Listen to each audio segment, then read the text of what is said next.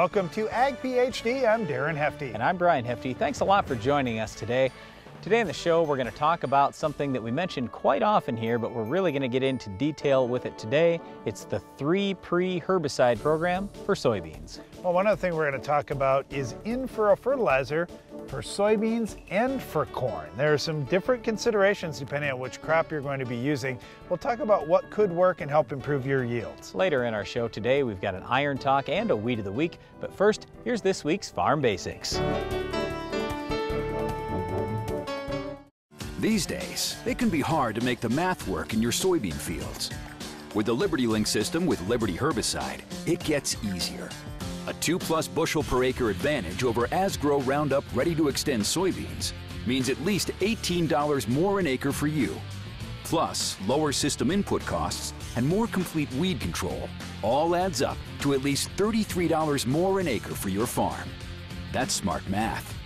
Grow smart with BASF.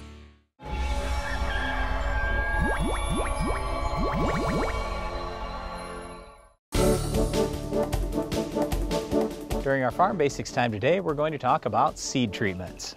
Well, when we talk about seed treatments, what we're talking about is a coating applied to the outside of the seed. Now, there are a lot of different things that a farmer may want to put on that seed so it's in close proximity to the plant as it starts to grow. Yeah, so those things include fungicide to protect it from disease, insecticide to protect it from insects. There are different biological products that can be added, or natural products added to the seed as well, everything from plant growth hormones to beneficial bacteria and fungi. And one other thing that doesn't get talked about a lot is polymers. Now most seeds have polymers to help coat the seed better. It gives better flowability, so in other words it plants easier, flows out of your truck or flows out of the bag easier. And the other thing is it kind of locks in the dust, because as farmers, when we're dumping seed into our planters, it's very often windy and we don't like getting all that dust, the insecticide and fungicide back in our faces. So the polymer helps lock that in and trap it on the seed so it can be more beneficial for the seed and more beneficial for us as farmers. Hey, the other thing, Brian, is plant food. A lot of times we'll see fertilizer or plant food put on the seed too. This is something that in some areas is more common, in other areas they aren't doing it at all. But there are just so many different things that could be delivered with that seed at planting time. So one of the things that we hear quite often is, well, it's just a seed coating and it only helps for a little while. But typically, when we're talking fungicides, insecticides, there are many of them that are what we would call systemic in the plant. They can move through the plant and they're going to remain in that plant as that seed becomes a plant. So we talk about the seed and seedling protection that these seed treatments can deliver. Usually that's 30 to 60 days. Now for farmers, they'll look at cool season or wet seasons as times where they really want to have a lot of protection out there for their seed, because it might have to lay there for a long time in presence of disease or insects.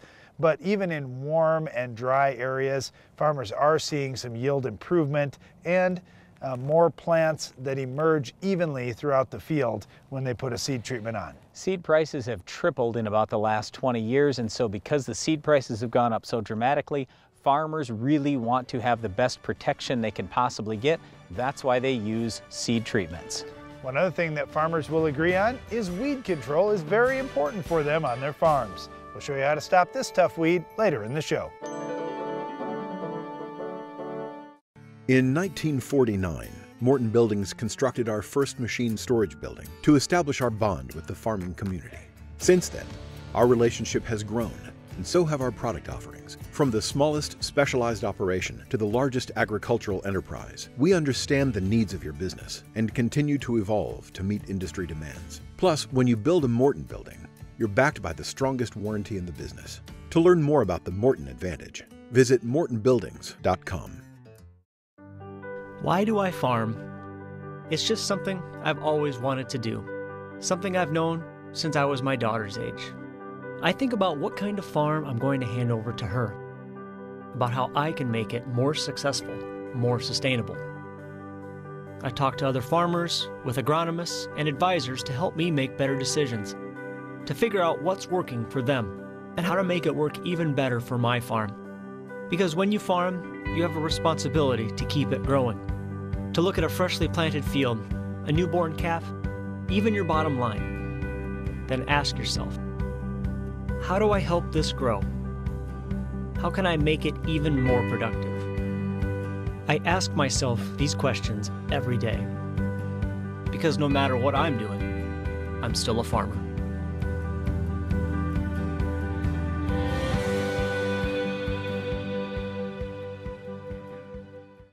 Do you feel like there's never enough time to get everything done before planting? The window for spring work is quick and unforgiving. Give yourself the upper hand with the ProTill High Performance High Speed Disc. More and more farmers agree the ProTill is the right tool for springfield conditions and heavy residue management. Zero maintenance bearings, independent disc technology, oversized pins and bushings allow the ProTill to handle whatever field or conditions you can throw at it.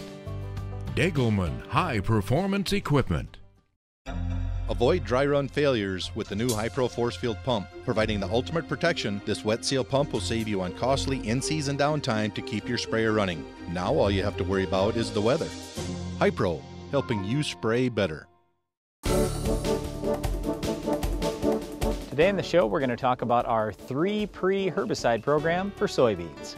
Well, what we mean by 3 pre's is pre-emerge herbicides, so they have to be put on before the soybean plants are up, and there's going to be 3 different modes of action. Now, with weed resistance becoming a big issue, not only across the United States, but really around the world, we want to see multiple modes of action every time you're applying weed control to your fields. Now, with soybean pre-emerge herbicides, there are 3 different pre-emerge modes of action that we're using, and none of the products that we're going to mention today are products that you should be using post-emerge. So we aren't taking any of your post-emerge options away. That's the great thing about our 3 pre strategy. And Darren mentioned modes of action several times, but only once did he say effective modes of action, and that's the big thing that I want to focus on. The reason why we talk about these 3 particular modes of action so much is, for the most part, they're still quite effective on most of the weeds that are problematic in many of the soybean fields around the country. When you look at the yellows, then the PPOs, either Valor or Authority, and Metribuzin. Let's start with the yellows. If you're in a no-till or reduced-till situation, or you just want to lay your herbicide on top of the ground, even in a conventional till situation, your product of choice is going to be Prowl. And if you're doing tillage and you're willing to incorporate herbicides, you got a couple more choices, Treflan or Sonalan. So there are 3 different yellows that could be used. These are primarily grass herbicides, but they're also pretty good on small-seeded broadleaf control, especially when they're used towards the top end of their labeled rates. Now with Prowl and Sonalan, that's okay. With Treflan or Trifluralin, we want to be a little cautious, because if you use it at a really strong rate, you could see a little bit of carryover into your corn. Roughly what we're talking for cost, at 1.5 pints of trifluralin, for example, it's about $4, so you're not spending much money. If you're in no-till, you go to the high end, you're going to spend maybe $12, $13 on Prowl, something like that. So it's quite a bit more expensive, but that gives you the flexibility to go spray it without having to incorporate it. Another mode of action that's involved in these 3 pre's is Metribuzin. Now this is one of those herbicides that I think has been misunderstood by the industry. It's been out, well, for my whole lifetime. So we've used Metribuzin since I was a kid. And with Metribuzin, it's a relative to atrazine, and if that brings anything to mind, it brings to mind the fact that it could potentially leach, and it's not going to last super long out in your soils. So we want to be cautious if we have a high soil pH, especially above 7.4, and if we have a sandy soil. In those situations, you may want to reduce your Metribuzin rate, or you may just want to choose a different product.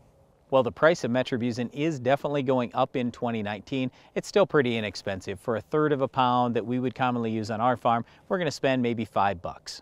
The final mode of action is the PPOs. Now there are some PPOs you can use post-emerge, but there are a couple of products here we want to focus on that can only be used pre-emerge, Valor and Authority.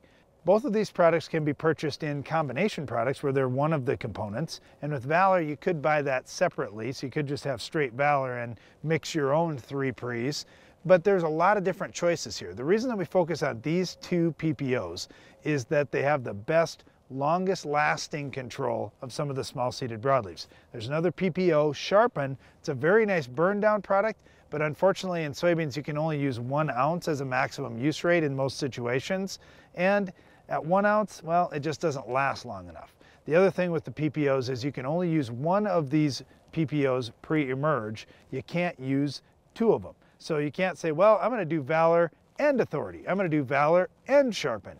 Nope, you just can't do it for crop safety reasons. What you're going to spend for these products is roughly $6 for the low end rate and about $9 for the high rate. So by the time you add all these different products together, what are you going to spend in total? It's really not that bad. As soon as you probably heard us say 3 pre's, you go, oh my goodness guys, I can't afford that. Yes, you can. It's not going to cost much more than about 1.5 bushels or 2 bushels of soybeans, and you think about what can Palmer pigweed do to your yield? What can water hemp do to your yield? Or lamb's quarters? Or some of the other broadleaf weeds, the small-seeded broadleaf weeds that we can get control on with these 3 pre-emerge herbicides. The other thing I love about these 3 pre's is you can use them incorporated, or you could use them in a no-till situation, especially if you just simply switched from your trifluralin in the conventional till to the Prowl in the no-till. But Metribuzin and either Valor or Authority, either way, whatever your tillage system, it will work. The other thing I like, Brian, is this, when farmers will say, well, wait a minute now, you just want me to spend more money on my pre's. Nope, I actually don't. You'll spend a lot more money trying to clean up these weeds post-emerge with other modes of action and other products than you will using the pre's. This is actually the cheapest way you can go to get really good weed control. Whether you're in a Roundup system, a Liberty system, an Xtend system, in the future an Enlist system, or whatever soybean system you have, we don't care. We want you using 3 modes of action pre-emerge, and not just 3 modes of action, 3 effective modes of action. That's why we'd encourage you to consider the 3 pre program we talk about here all the time. It's a yellow plus Metribuzin plus a PPO, either Valor or Authority. Well, the question today is, will the 3 pre's work on our weed of the week? Can you identify this week's weed? Invisible, invasive, underestimated. Nematodes are stealing over 10% of yields, and current protection methods aren't enough. But a breakthrough seed treatment technology controls nematodes when they attack.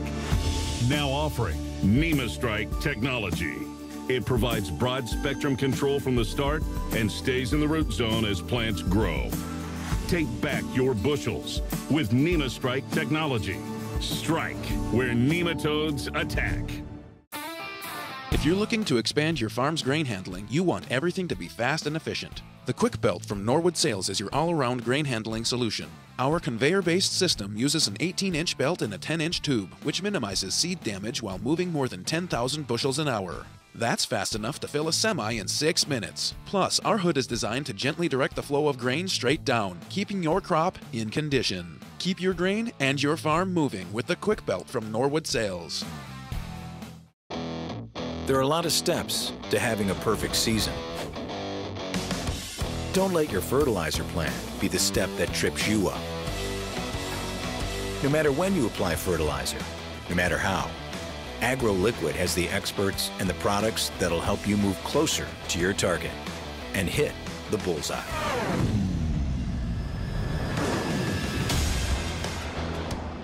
AgroLiquid moves you closer to your target. Your planter is the single most important piece of equipment on your farm, because without a uniform stand, you can't reach maximum yield. That's why Harvest International set out to design a planter that takes advantage of the newest innovations in planter technology. Built tough for high speed and integrated with the latest precision enhancements, Harvest International planters ensure every seed you plant today puts more in your bin at harvest. Harvest International, planting the future. At Estes Performance Concaves, we know how valuable your time is at harvest. That's why we designed the new XPR concave system. The XPR system is the #1 performance concave system on the market, surpassing the rest in both speed and efficiency, ensuring every last grain from your field gets into your tank. Plus, XPR concaves work for all row crops. No more changing concaves, meaning you have less downtime. Take back your bushels this harvest. Get Estes Performance Concaves in your combine today.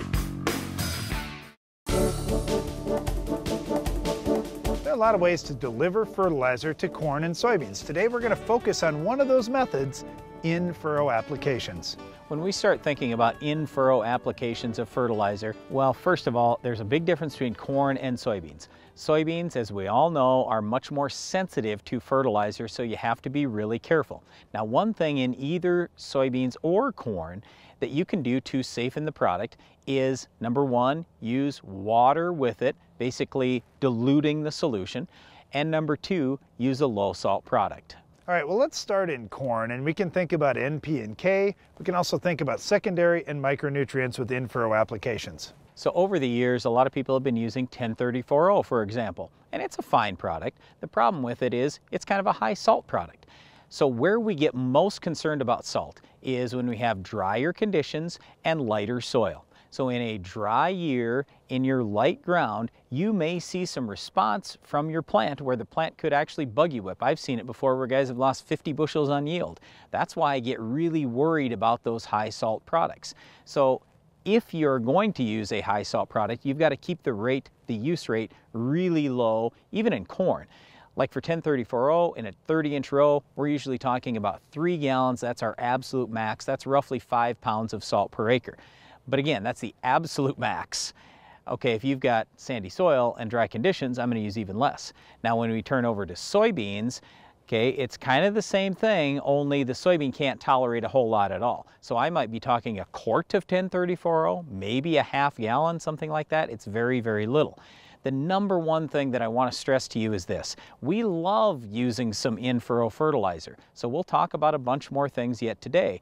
But just don't forget, we've got to be super careful with anything we're going to put near the seed, because the last thing you want to have happen is you invested money in fertilizer and it hurt your yield. I've seen it too many times in the past. We want you to keep that rate down if you're using something in-furrow on or very near the seed. Well, definitely do some experimentation on your farm and try the low rates, but then if you want to bump it up in a couple of strips out there just to see, do I gain anything from that? Is it still safe for my crop? That's fine. You know what? If you kill your crop, make sure it's just a real small amount of crop. Maybe it's just one little strip through the field or one little spot, just so you can see for yourself what's going to happen. The other thing is if you're experimenting with some different nutrients. Now, Brian just mentioned 10-30-4-0. Well, okay, there's nitrogen and phosphorus, and potassium is relatively safe at low rates around the seed too. But what if you're going to put sulfur out there? What if you're going to put micronutrients out there? There certainly can be an impact with micronutrients, both on germination rates and seed survival rates, but also on the microbial component of your seed treatment, or if you've got an in-furrow microbial, you may not want to put something out there like copper or zinc really close to that. So just do a little experimentation, make sure that what you're doing is going to be safe. That's the number one thing. If you're considering using an in-furrow fertilizer, let's talk about where this is going to pay the most. Just think logically, where would adding more fertilizer pay the most? It's going to be in your least fertile ground. So if you say, well, I'm going to do what Darren said and I'm going to try some higher rates in some spots, and you go, wow, I'm getting a yield gain when I bump my in-furrow fertilizer rate. Yes, you might, but what I would suggest for you in the future is place some fertilizer then 2x2 or in a deep band or something like that. We want separation between that seed and where the fertilizer is placed. The more soil separates the two, the better off you are in terms of safety. So I'm just trying to say, I realize you might be gaining quite a bit of yield by putting your in-furrow fertilizer in, but you're also taking a lot of risk. So if you need to go with higher rates, find a different application method. One other thing to watch if you are putting in-furrow fertilizer in your planter, are you going to mix it with something else, and are they compatible? Liquid fertilizer with insecticide has been one of those things that hasn't gone so well over the years unless guys have used Capture LFR or formulations containing Capture LFR. That's been the safest bet. But still, if it's really cold out there, you want to do a jar test first to make sure you aren't going to have any trouble. If you add a second tank, that could really help you out too and give you more flexibility as to which products you're going to use. Now, one of the new things that's come into the market the last few years and gotten more popular has been fungicide use in furrow, and that's another one that you want to watch. If you're putting fungicide in with fertilizer, in general, they haven't been real compatible, so just make sure you're using a good formulation. I like Temetry and Manticore. They've got that Capture LFR technology, and both of those have worked well for us. Well, once again, we do really like in-furrow fertilizer, but we always suggest keeping it at a low rate, use a low salt product, and even water it down just to add to the safety. One thing about putting the fertilizer in the furrow, you can keep it away from our weed of the week. We'll show you how to stop this tough weed coming up next. The Weed of the Week is brought to you by Corteva Agriscience, Agriculture Division of Dow DuPont. Finish the fight against tough weeds with the Enlist Weed Control System.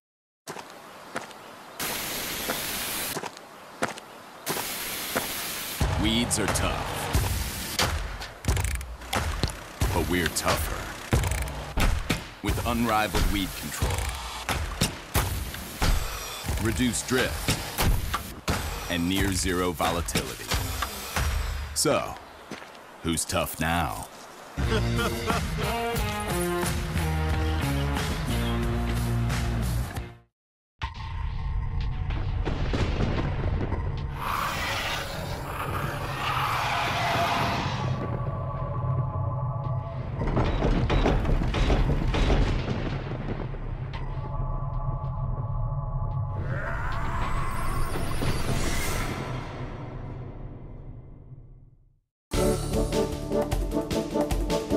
Our weed of the week has a cool name, narrow leaf hawksbeard, but you don't want to have this cool named weed in your fields. Well, that's what I was going to say. That's the only cool thing about it.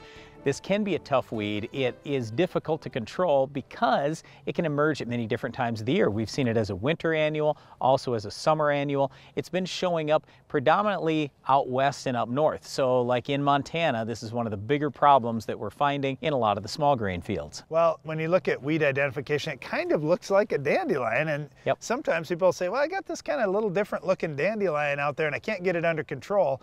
But you know, a lot of the same control methods for dandelion will work with narrowleaf hawksbeard. Yeah, absolutely. So if you can use 2,4-D or dicamba, that's going to be quite effective. And I would say even more effective on narrowleaf hawksbeard than it would be on dandelion, because dandelion is a perennial. The big thing is, where we find a lot of the problems with this is guys using very, very low rates. People have been able to get by with what I would almost call micro rates of dicamba and 2,4-D out west in burn down type situations. It's not going to cut it with narrowleaf hawksbeard. You've got to up the rate on dicamba and 2,4-D. Well, the other thing is using pre-emerge herbicides, and this is something as you go north and west, sometimes you get on farms where they're just not using pre's, and the pre's could really help. Yeah, so Sharpen has activity, Valor has activity. We've got a lot of products that actually can kill this weed, but again, it's very rate sensitive. You've got to make sure you're using a decent rate. I could say the same thing with Roundup. If you're going to go out there with 8 ounces of Roundup or 12 ounces of Roundup, it's not going to work. When we talk about how to get the best control out of Roundup, you got to make sure that you're spraying well before a killing frost. You want to have very nice weather conditions, so the nighttime temp needs to be above 50 degrees. And I'm going to use the full labeled rate. Plus, I want to keep the water volume low so I have very concentrated droplets. Narrowleaf hawksbeard isn't necessarily resistant to Roundup, but it does take a higher rate of Roundup to get control. In soybeans, use the 3 pre's. Post-emerge, if you're in Xtend soybeans, you could use Xtend. That'd be the best option. Yep, but Roundup and Liberty have activity too. In corn, I'd probably use Verdict Down, followed with Status Post. In wheat, that's where we see this weed the most. Start with Sharpen, and this is not going to be much of a weed problem for you. Then post-emerge, if you need a rescue, you could throw a little Culex in with Wide Match, something like that. Culex, keep in mind, is in the same chemical family as 2,4-D and dicamba. That's all the time we have for this week's weed, but Iron Talk is coming up next.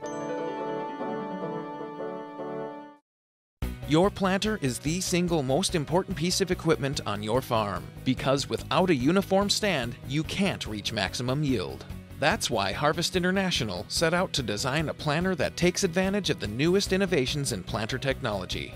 Built tough for high speed and integrated with the latest precision enhancements, Harvest International planters ensure every seed you plant today puts more in your bin at harvest. Harvest International, planting the future.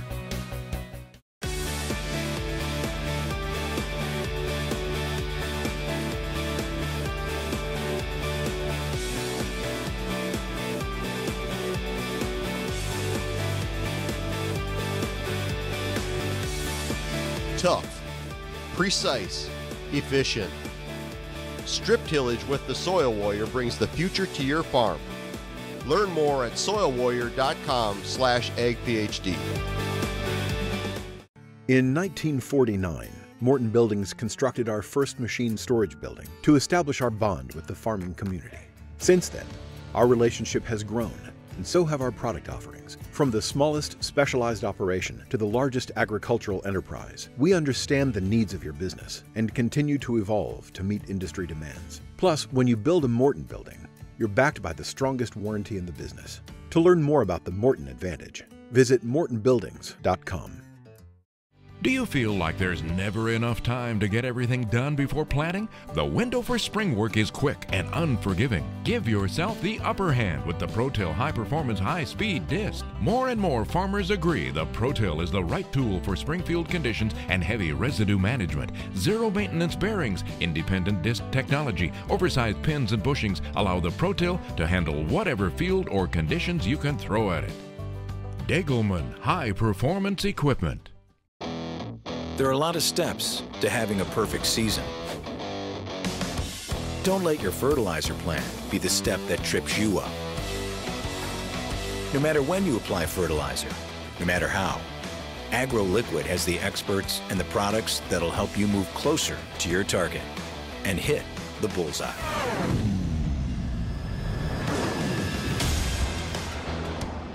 AgroLiquid moves you closer to your target. Iron Talk is brought to you by Case IH. There are 6,272,640 square inches in an acre. We counted. Why? Because we designed the TigerMate 255 field cultivator and 2000 series early riser planter to maximize every single one. So when you create the most level seedbed in the industry and target a nickel-size area to plant a seed and never miss, you'll know in high-efficiency farming, there's one name to count on. Case IH. Rethink productivity. Learn more at caseih.com/everyinch.